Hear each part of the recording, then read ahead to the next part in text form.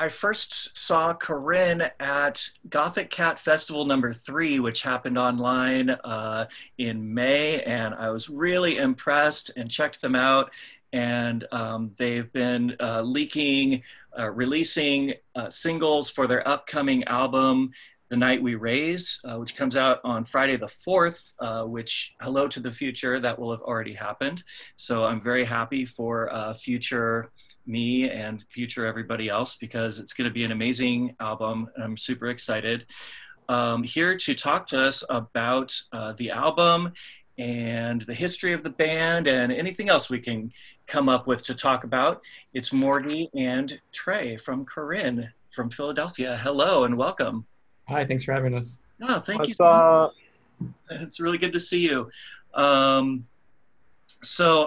Yeah, like I said, I saw you on the Gothic Cat Festival. You all have done a lot of the live stream things. I noticed you started kind of early with that early on in the pandemic, like in March, I think was your first live stream. So you all were right on top of it. Yeah. I mean, we were pretty eager to do it just because we were on tour and that had to get cut short. Right. Yeah, we were 2 shows deep into like a 27-date tour when we had to turn around and come back. And I remember on the way back, we had already started talking about it. Like we were driving back to Philly and we were just like, well, what can we do now? And that's why we kind of just jumped right on it. And then it's nice to see that a lot of bands are kind of doing it and that these festivals are happening too.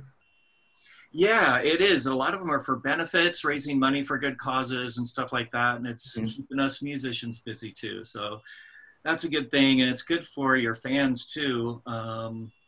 I hope that we get to a point where we can have you in the Bay Area playing live here, because I would love to see you live. Have you played in the Bay Area before? Yeah, like one time. Mm-hmm. Yeah, we played at DNA Lounge 2 years ago. Oh, wow. That's great. Love the DNA. Yeah, and one of the dates we were supposed to play this year was I think the Elbow Room, right, Morgan? And That sounds right. Elbow Room, Jack London, which I guess is, yeah, that's technically the Bay Area. Oh, yeah. It's about 8 blocks down from me right now, actually. Oh, wow, cool. Yeah, I was hoping that venue's doing well because it's pretty well known. Yeah, they've got a fundraiser up. Maybe I'll provide the link for folks. That is a really great venue, absolutely. Let's talk about the new album. I feel like your recordings have been getting more sophisticated and kind of full sounding with every release. And I really love the sound. The instrumentation and the arrangements and stuff kind of remind me of like Heaven or Las Vegas by Cocteau Twins or something. It's just really a pleasure to listen to, and there's a lot going on. And I connect with the themes as well. So I would like to hear your thoughts on the themes that you've been exploring throughout your career and also in this latest album, as well as the instrumentation and how it's sort of progressed to this point. But one thing I want to say about the themes, it deals a lot with loss. I've had a lot of loss in my life, so I really appreciate, the thought that was put into exploring that. Definitely makes me want to cry, but makes me want to dance at the same time. And since these singles have been released, I may or may not have done that already. Before we go to answer the questions, I'm going to say the Cocktail Twins comparison is one of the nicest compliments I've ever received. Oh yeah, I'm surprised that hasn't been made before, actually. Well, that's obviously like one of the influences of ours for sure. I mean, Yeah, absolutely. We both love them. Yeah. But I guess I can go into detail about the production aspect of things, and then I'll let Morgan go into the vocals because that's typically how we kind of divide our work, obviously. But when we started doing the band, I didn't really have too much experience, like kind of producing this type of music, I guess. Like I've been dabbling in electronic music for a long time, but I feel like over the years we've kind of slowly been honing in on the sound that we both want. I think it's kind of what we always wanted to do, and we're kind of just getting closer and closer to it, to like what we've always kind of envisioned it being. But with anything, it's just kind of like a learning process to just keep trying new things and experiencing, and it's just kind of how it's been going. Mm-hmm. But I with me personally, it's all about like striving to make the next thing, at least slightly better than the last one, Mm-hmm. like sonically and production wise. Mm-hmm. Mm-hmm. Well, Morty, maybe you could talk to us a little bit more about the themes of the album. I mean, I'm definitely catching the thread of loss in the context of relationships, like Fate, it seems like, is about the end of a relationship. Cast seems like it's about someone actually passing away. At least that's what I was getting from it. Can you talk to us a little bit more about that? Yeah, sure. I definitely think that when writing some of the stuff, it's kind of a way for me to get, certain things that have happened to me or certain things that I've felt like kind of out there. And I don't know, it's nice like talking to people about it, because it's like, some people just like relate to it so much, and it's like, it's really cool to see how like, the human experience is so interconnected in that way. But yeah, I don't know. I'm depressed. I don't know what you want from me. Yeah.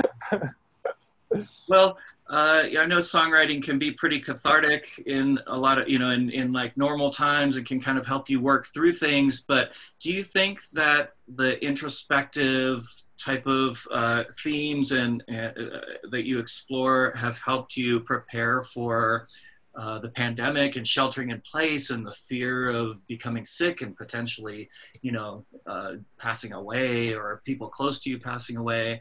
How has the pandemic affected you, and how has your music intersected with that? I mean, I don't know. It's like the pandemic is definitely like, everybody feels it. It's kind of weird, because it's like sort of the whole world's kind of experiencing the same thing, and it's I don't know, like drawing from like, stuff like sadness and loss. It's a pretty deep well. It doesn't really like run out, and I don't know. It really, like, the pandemic has definitely kind of made, just staying positive and stuff like that, like, kind of hard sometimes, because it's just like time is just going by so quickly. When every day is the same, it's just, passing by. But so it's like easy to get, down on like what's going on and stuff. But I don't know. I try to stay as positive as I can, and like, and music is one of those things that helps me achieve that positivity that I so desire. Right. So have the two of you been able to get together and work on writing, songs beyond this upcoming album? Yeah, so we wrapped up this album pretty much right before we went on tour in March. So it's been mostly done up until March. So, and we live probably, what, Morgan, like a mile away from each other, maybe? Something like that. Like a 20-minute walk. Yeah. So it's not hard for us to get together. Since we've been a band, we've both moved a couple times, but we've never really we've been moving within like a mile radius of each other that whole time. So we never really, it hasn't been too much of a problem to meet up. Us and our partners have, since the beginning of this, we've been in our own little, quarantine bubble. So we don't really see too many other people except the four of us. But yeah, I feel pretty lucky that we're one, like a 2-person band, and two, we live so close together because it's definitely relatively easy by comparison to facilitate that, because I have friends in bands who are like in different states and that kind of thing, and it's just a lot harder. Right, right. Where do you do your live streams from? We do them from my house. We just kind of move stuff around in my living room, and we've hung a green screen. The first 2 live streams we did actually were in my last house, and I actually had to move in May, which was its own little nightmare during all of this. But we always kind of operate with a DIY ethos with like pretty much everything we do, and not just during the quarantine. So it's kind of just like, we'll just figure it out and just move stuff around in my living room, or just hang the green screen and just go from there. Right, right. So Korine started as kind of a bedroom project, solo project of Morty's, right? Yeah. And I know Trey, you kind of were helping with the production and recordings initially. I'm interested in figuring out how, or hearing about how you decided to, both be in Korine, equal members of Korine, and also how did you two meet to begin with? You want to do this one, Morgan? Sure. We both worked at a cafe in West Philadelphia that shall not be named, but it was a shitty place. I have to say that because it's so true. It was bad. It was bad. But we just met there and just hit it off really. And Trey was doing some music stuff at the time, and I was like trying to, and I had like a bunch of songs that I needed help recording, and we were doing that, and we recorded like a whole thing, but then just started like kind of making songs together, and then it just kind of turned into that, just like kind of naturally, I guess. Yeah, from the time that we met to the time that we kind of officially decided to do it together was between like 2015 and 2017, I guess. Yeah, probably. And then we kind of got formally started, I guess, in like early 2018. But yeah, it's interesting how it just seemed to all fall together very naturally. Because at the time before we, kind of decided to make it like a thing, like a real thing between the two of us, we were just kind of spending a lot of time together and just hanging out. And I don't know, we just get along together well. And it's just, I don't know, something about it works. Mm-hmm.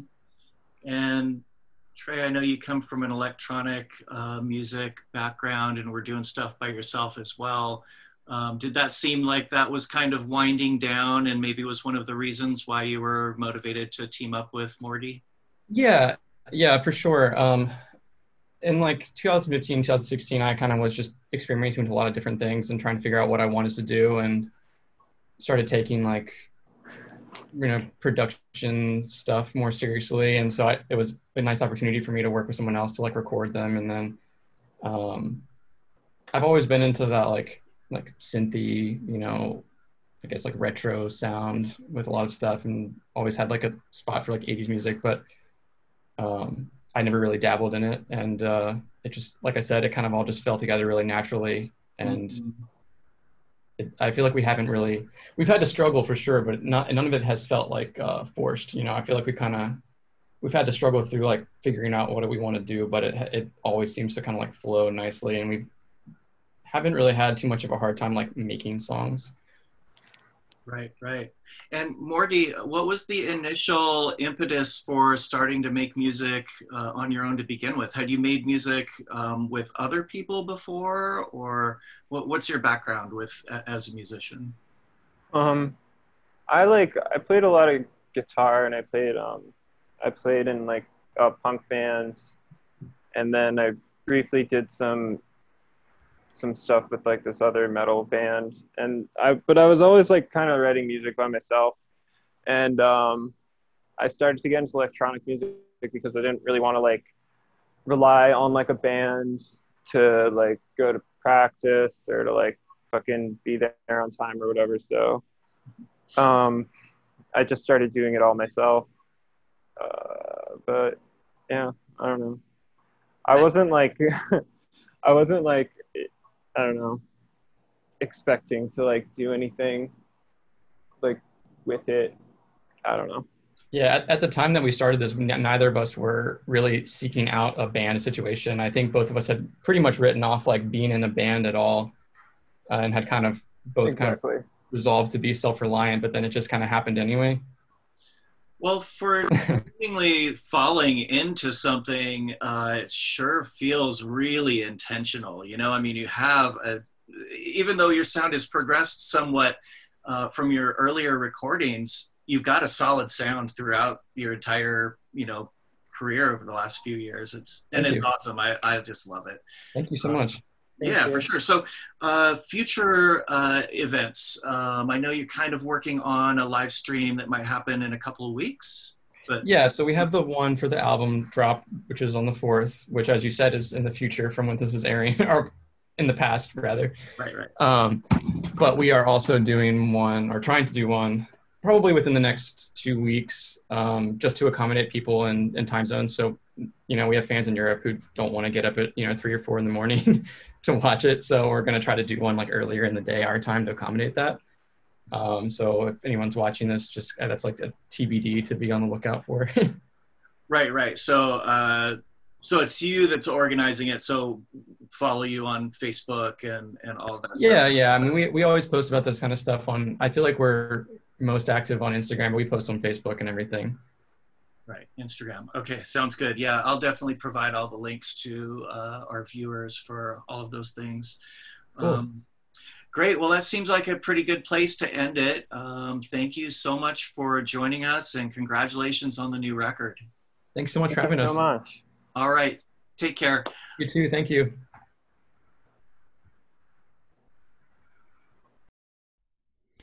Hi everyone, hope you liked that video. If so, please like and subscribe to receive notifications when we upload more content.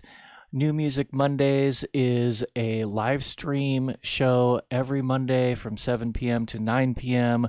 on twitch.tv/DavyBonesOakland. It features myself and a weekly guest DJ spinning new releases in the world of dark music, post-punk, goth, dark wave, as well as interviews with the people that make the music happen. So it's a lot of fun. Make sure to join us live. Again, that's every Monday, 7 p.m. to 9 p.m., or actually about 9:30 Pacific time. The audio will always be uploaded the next day to my Mixcloud page, mixcloud.com/DavyBonesOakland. And thanks for watching the video on YouTube. The interviews will all be uploaded to the YouTube channel, as well as an occasional kind of behind the scenes video as well. All right. Thanks again.